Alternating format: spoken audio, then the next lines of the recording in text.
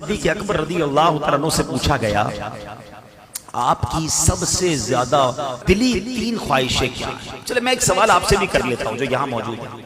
کہ اگر آپ سے کوئی پوچھے the most favorite desires اپنی خواہشات سوچیں کہ اگر تین خواہشات کوئی کہے کہ سب سے آپ کی زندگی کی سب سے اہم خواہشات کیا ہے تو چیک کرنا صدیق اکبر رضی اللہ تعالیٰ کی تین خواہشیں دیکھو آپ کہتے ہیں میری تین زندگی کی سب سے بڑی خواہش ہے کہتے ہیں پہلی ہے النظر الیک دوسری ہے والجلوس بین یدیک اور تیسری ہے وانفاق مال علیک ہائے ہائے ہائے کیا موتی جیسے الفاظ ہیں معنی بعد میں بتاؤں گا خالی عربی سنتے تو لطف آنے لگ گیا عاشق اکبر کی باتیں ہیں نا کہتے میری تین خواہشیں ہیں بس اپنے آقا کو دیکھتا رہا النظر الیک وانفاق مال علیک میں نبی پاک پر اپنا مال خرچ کرتا رہا والجلوس بین یدیک میں بس نبی پاک کے قدموں میں حاضر رہوں میں ادھر ہی بیٹھا رہوں اب دیکھو عاشق اکبر کی خواہشات تھی نا اللہ نے یہ تینوں کیسے پوری کی پہلی خواہش والنظر الیک بس آقا کو دیکھتا رہا جب نبی پاک خطبہ فرماتے تھے نا بیان فرماتے سارے صحابہ دوزانوں بیٹھ کر ادب کے ساتھ سر جھکاتے تھے آقا کے چہرے کو نہیں دیکھتے تھے صرف ابو بکر صدیق رضی اللہ تعالیٰ اور حضرت عمر فاروق رضی اللہ تعالیٰ یہ نبی پاک کے چہرے کو دیکھتے آقا انہیں دیکھتے وہ نبی پاک کو دیکھ کر مسکراتے آقا انہیں دیکھ کر مسکراتے اب پہلی خواہش النظر الیک آئے ہائے کیسے پوری ہوئی کتابوں میں ایک جملہ میں نے پڑھا کہ وہ عبادت جو صدیق اکبر نے غار ثور میں نبی پاک کے دیدار والی عبادت کی نا جب آقا گود میں تھے ٹرائی ٹو انڈرسٹینڈ ذرا ریئلائز کرو جب کوئی کسی کی گود میں ہوتا ہے دیدار کیسا ہوتا ہے آنکھیں کیسی دیکھی ہوں گی ابرو کیسے دیکھے ہوں گے داڑھی کیسی دیکھی ہوگی پیارے آقا کے مبارک کان کیسے دیکھے ہوں گے اور کتنا جی بھر کے دیکھا ہوگا علماء کہتے ہیں جس وقت صدیق اکبر نبی پاک کا اس وقت جو دیدار کر رہے تھے کائنات میں وہ عبادت کوئی اور نہیں کر رہا صرف صدیق اکبر کو یہ مقام حاصل تھا کہ اس طرح نبی پاک کا دیدار نصیب ہوا اللہ نے پہلی خواہش ایسے پوری کی دوسری خواہش وانفاق مال علیک حضور آپ پر مال خرچ کرتا رہوں بس میری یہ خواہش ہے آپ نے ایک بار نہیں ایک سے زائد بار نبی پاک کی بارگاہ میں اپنا سارا مال پیش کیا پہلے ایک اور بات بتاؤں کہ پیارے آقا علیہ السلام حدیثوں میں لکھا کہ صدیق اکبر رضی اللہ تعالیٰ عنہ کا مال یوں استعمال فرماتے تھے جیسے اپنا مال استعمال فرماتے ہیں اتنی کلوزنس تھی کہ پوچھا نہیں جاتا تھا نبی پاک صدیق اکبر کے مال کو استعمال فرماتے اور وہ حدیث اللہ اکبر آپ فرماتے جس کا مضمون ہے جتنے لوگوں نے مجھ پر احسان کیا میں نے سب کا احسان چکا دیا مگر ابو بکر نے جو مجھ پر احسان کیا ہے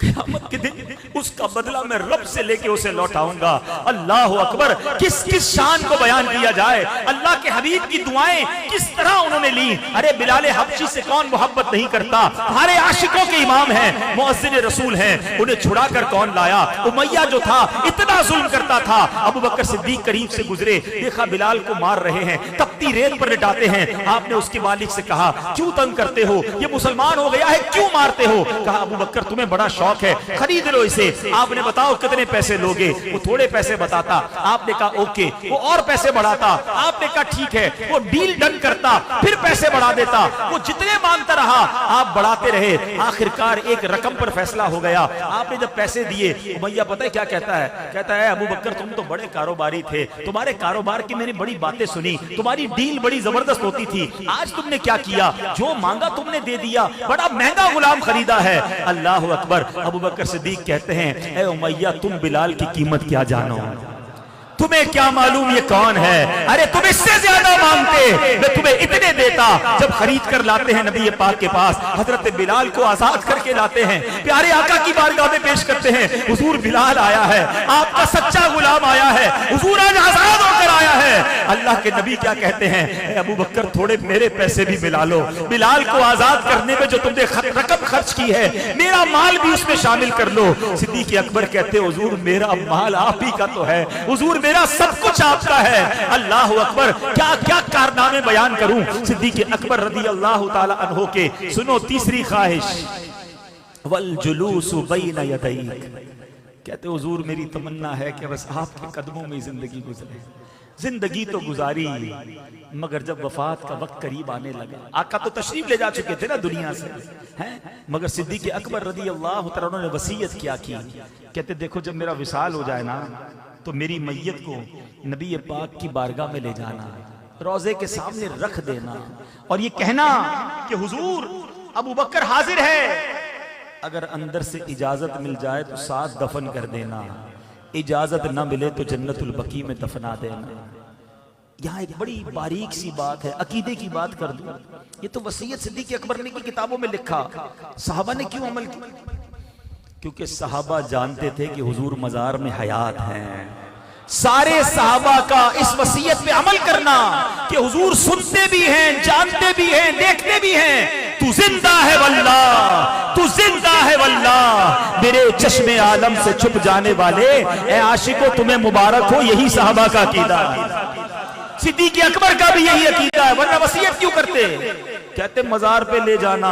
عرض کرنا حضور آپ کا یار حاضر ہے، ابو بکر حاضر ہے، اجازت دیں تو اندر دے جانا ورنہ بقیع میں دفنا دینا۔ صحابہ نے اس وصیت پر عمل کیا، آپ کی میت کو نبی پاک کے روضے کے سامنے رکھا گیا اور عرض کیا گیا السلام علیک یا رسول اللہ، ابو بکر حاضر ہے۔ سنو، دروازہ کھلتا ہے، تالا کھلتا ہے اور اندر سے آواز آتی ہے ادخل الحبیب الی الحبیب فإن الحبیب الی الحبیب مشتاق، اب حبیب کو حبیب کے پاس لے آؤ کیونکہ حبیب کو حبیب سے ملنے کا اشتیاق ہے۔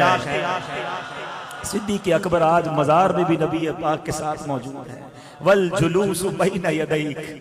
ارے آج بھی آقا کے پاس ہیں، آج بھی روضہ انور کے اندر ہیں۔ عاشق اکبر نے 3 تمنائیں بتائی تھیں، اللہ نے وہ تینوں کیسی پوری کی۔ دنیا میں کروڑوں لوگ جب بھی روضہ رسول پر جاتے ہیں الصلاۃ والسلام علیک یا رسول اللہ عرض کرتے ہیں اور پھر صدیق اکبر کو بھی سلام کرتے ہیں، عمر فاروق رضی اللہ عنہ کو بھی سلام کرتے ہیں۔